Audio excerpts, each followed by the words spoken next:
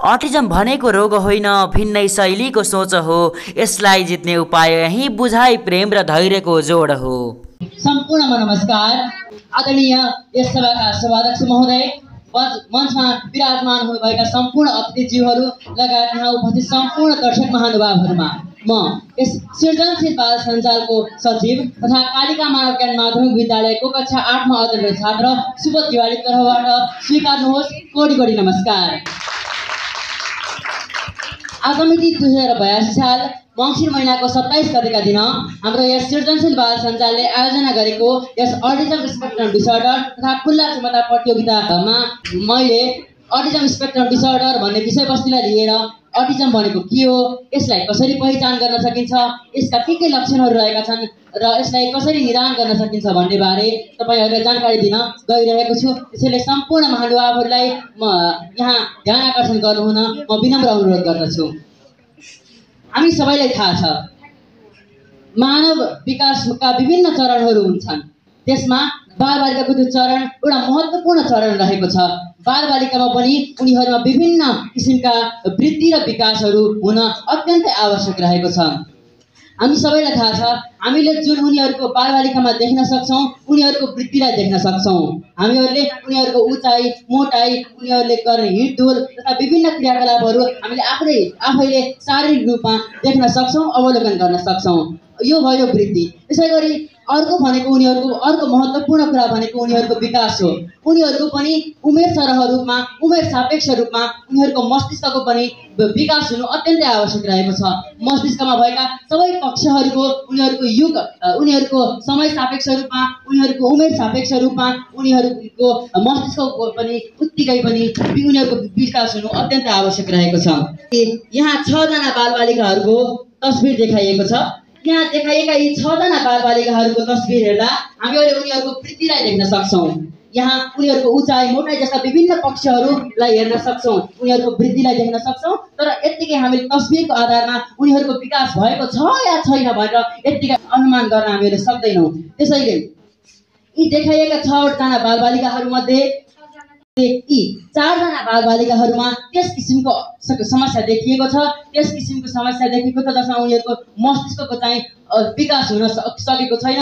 सबै पक्षको सन्तुलित रूपमा, समान रूपमा विकास हुन सकिएको छैन र यसरी मस्तिष्कमा हुनुपर्ने विभिन्न पक्षहरूको विकास उनीहरुको समय अनुसार, उनीहरुको उमेर अनुसार हुन नसक्दा एक किसिमको अपाङ्गताको सिर्जना हुन्छ र यो अपाङ्गताको नाम के हो यसका बारेमा हामीहरु छलफल गर्न गइरहेका छौं र यस किसिमको विकासात्मक अपाङ्गतालाई भनिन्छ अटिजम।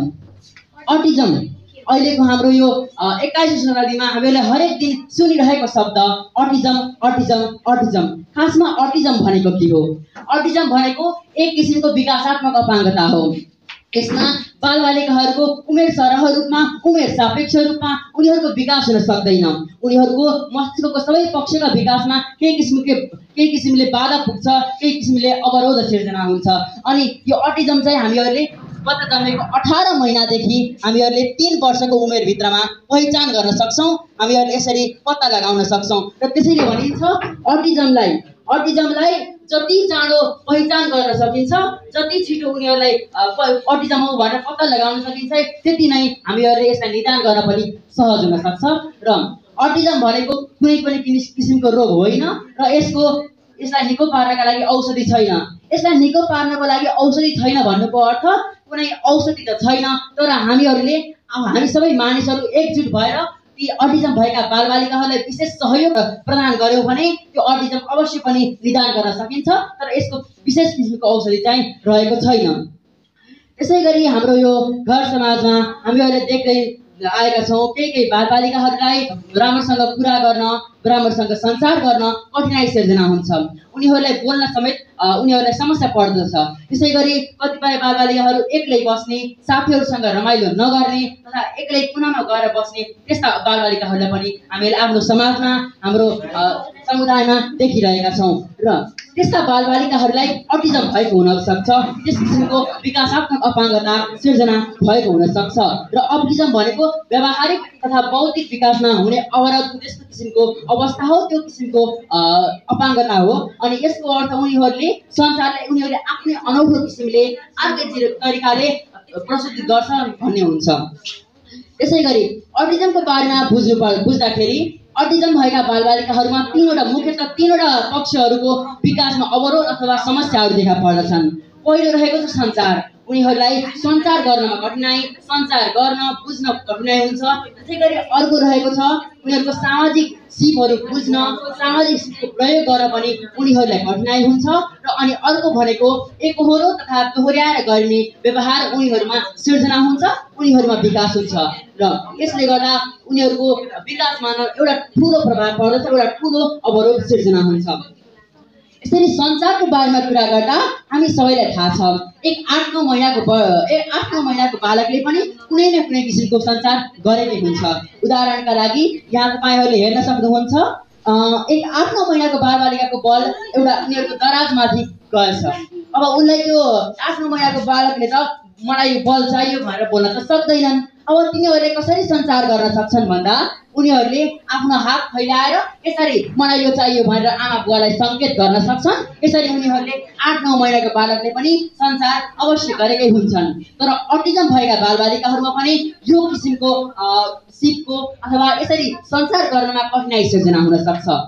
अटिजम भएका बालबालिकाहरूमा यसरी बोल्न अथवा भाषाको विकासमा ढिलाइ हुन्छ। त्यसै गरी उनीहरूले शब्द तथा वाक्यहरू दोहोर्याउने गर्छन्। उदाहरणका लागि जस्तै मैले अटिजम भएको बालकलाई सोधेँ, बाबु तिम्रो नाम के हो भनेर सोद्धा उनले पनि जवाफका रूपमा बाबु तिम्रो नाम के हो भनेर भन्छन्। यसरी उनीहरूले शब्द तथा वाक्यांशहरू दोहोर्याउने जस्ता लक्षणहरू देखा पर्दछन्। त्यसै गरी उनीहरूले असम्बन्धित प्रश्नहरूको उत्तर दिन्छन्। साथै उनीहरूलाई सर्वनामहरू बुझ्न पनि कठिनाइ हुन्छ।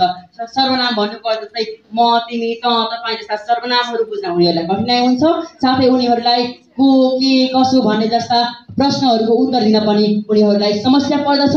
अनि उनीहरूले ठट्टा, मजाक, व्यङ्ग्यहरू पनि बुझ्न अलिक गाह्रो हुन्छ, समस्या हुन्छ। र उनीहरूले कसैको इसारा, कसैको शारीरिक हावभाव कम मात्रामा चाहिँ बुझ्छन्। र जस्तै मैले उनीहरूलाई यता जाऊ भनेर सङ्केत दिँदा उनीहरूले राम्रोसँग बुझ्न सक्दैनन्। त्यसरी उनीहरूमा समस्या सिर्जना हुन्छ।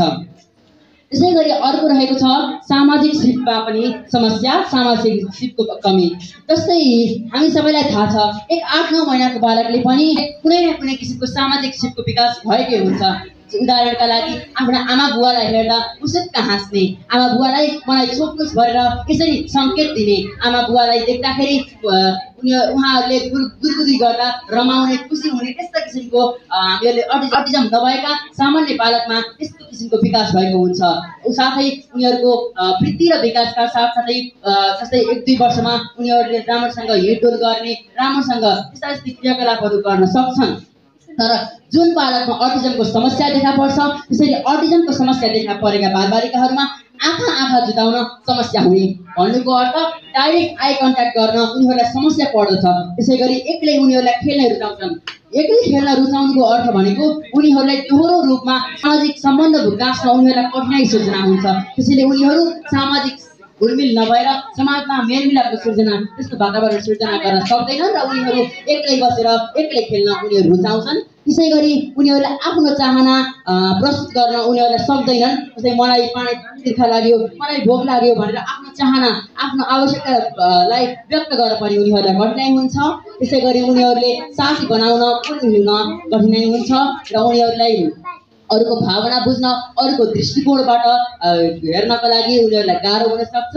र अर्को भनेको उनीहरूले आफ्नो इच्छा र चाहनालाई आफ्ना आवश्यकतामा अलिक बढी ध्यान दिने, त्यस्तो किसिमको विकास हुन्छ र कल्पना गरेर उनीहरूलाई खेल्न पनि समस्या हुन सक्छ। उदाहरणका लागि मसित यो कलम रहेको छ, मैले यो कलमलाई कल्पना गरेर भर्खरै यहाँ माइकको रूपमा पनि प्रयोग गर्न सक्छु। यही कलमलाई मैले कल्पना गरेर मैले भर्खरै फोनको रूपमा पनि खेलेर यसरी कल्पना गर्न सक्छु। तर जुन बालबालिकामा अटिजमको अवस्था सिर्जना हुन्छ, त्यसरी उनीहरूलाई कल्पना गरेर खेल खेल्न पनि अवरोध हुन्छ, उनीहरूलाई त्यस किसिमको समस्या देखा पर्दछ। यहाँ यो दिएका आइकनहरूमा अटिजम भएका बालबालिकाहरूका लक्षणहरूको बारेमा देखाइएको छ। जस्तै अरू साथीहरूसँग घुलमिल नभएर एक्लै बस्ने, अनि असान्दर्भिक रूपमा हाँस्ने, रुने, अनि अलि बिना कारण चिच्याउने कराउने त्यस्ता लक्षणहरू देखा पर्दछन्। साथै अटिजम भएका बालबालिकाहरूले डाइरेक्ट आई कन्ट्याक्ट अथवा आँखाहरू जुदाउन पनि उनीहरूलाई कठिनाइ सिर्जना हुन्छ र कतै चोटपटक लाग्दा उनीहरूलाई त्यसलाई व्यवस्था गर्ने अथवा त्यस्तो दुख्यो भनेर त्यस्तो महसुस नहुने किसिमको त्यस्तो लक्षणहरू देखिन्छन् र उनीहरूलाई कुनै खेलहरू कुनै वस्तुहरू निर्जीव वस्तुहरूप्रति असान्दर्भिक रूपमा लगाव हुन्छ। निर्जीव वस्तुहरू घुमाउने त्यसरी खेलहरू खेल्ने एक्लै बस्ने त्यस्ता लक्षणहरू देखिनका साथसाथै उनीहरूमा डर त्रास भन्ने हुँदैन। जस्तै गाडी आइरहेको छ उनी यो गाडीले मलाई हान्न सक्छ भन्ने डर नलागेर उनीहरू बाटोमा हिँड्न सक्छन् दौडिन सक्छन्।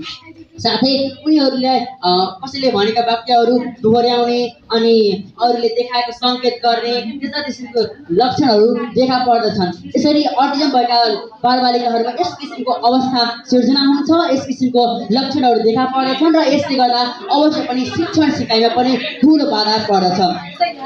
यसै गरी यहाँ हेर्न सक्नुहुन्छ, सम्पूर्णले यहाँ हेर्न सक्नुहुन्छ, यहाँ 4 जना बालबालिकाहरूको विकासको अवस्थालाई यो चार्टमा देखाइएको छ। यो चार्टमा 4 जना बालबालिकाहरूको यो विकासको बारेमा यहाँ रेखा मार्फत दर्शाइएको छ। यहाँ सबैले हेर्न सक्नुहुन्छ यो हरियो रङको लाइनले चाहिँ यो हरियो रेखाले एक सामान्य बालबालिकाको विकासको अवस्थालाई देखाएको छ।